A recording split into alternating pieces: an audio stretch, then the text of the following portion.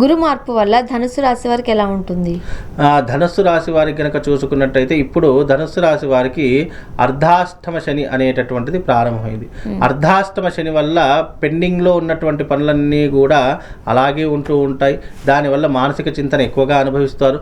గురువు యొక్క అనుగ్రహం కూడా ఈ యొక్క రాశి వారికి లేదు కాబట్టి ధనుస్సు రాశి వారికి ఏంటంటే అర్ధాష్టమ శని ప్రభావము, అలాగే వీళ్ళకు ఈ యొక్క మాసంలో కనుక చూసుకున్నట్టయితే ఆరోగ్య పరిస్థితులు క్షీణించిపోవడము, లేదా దెబ్బలు తాకడము, యాక్సిడెంట్లు జరగడము, లేదా మానసిక చింతన ఎక్కువ అయిపోవడము, ఆలోచన తరహాల్లో ఎప్పుడూ కూడా చెడు మార్గాన్ని ఎంచుకునేటటువంటి పరిస్థితులు ఏర్పరచుకోవడం, లేదా మద్యానికి, జూదానికి, అమ్మాయిలకు వ్యసనాల పాల్పడము, ఇవన్నీ కూడా ఎదురయ్యేటటువంటి అవకాశం ఈ మాసంలో వీళ్ళకి ప్రారంభమవుతుంది. కాబట్టి కాస్త జాగ్రత్తగా ఉండాలి. అందులోనూ బ్యాడ్ సిచ్యువేషన్లో ఉన్నటువంటి రాశుల్లో ఈ యొక్క ధనుసు రాశి ఒకటి అని చెప్పుకోవచ్చండి. ఏ దేవి దేవతను ఆరాధించాలి? పరిష్కార మార్గాలు ఏంటి?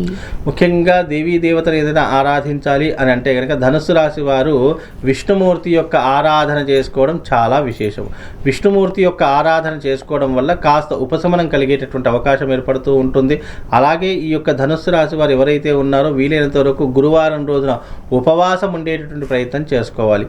అలాగే పుణ్యక్షేత్రాలను దర్శించుకోవడం, అరుణాచలం లాంటి పుణ్యక్షేత్రం, కాశీ లాంటి పుణ్యక్షేత్రం దర్శించుకోవడం చాలా విశేషమైనటువంటి పుణ్య ఫలితాలను అందిస్తుంది ఉంటుంది. అలాగే అమ్మవారి యొక్క క్షేత్రాలు ఏదైనా దర్శించాలి అంటే మధుర మీనాక్షి అమ్మవారిని దర్శించాలి. అలాగే కాశీలోని విశాలాక్షి అమ్మవారిని కూడా దర్శిస్తే గనక కాస్త ఉపశమనం కలిగేటటువంటి అవకాశము వీళ్ళకి కలుగుతుందండి.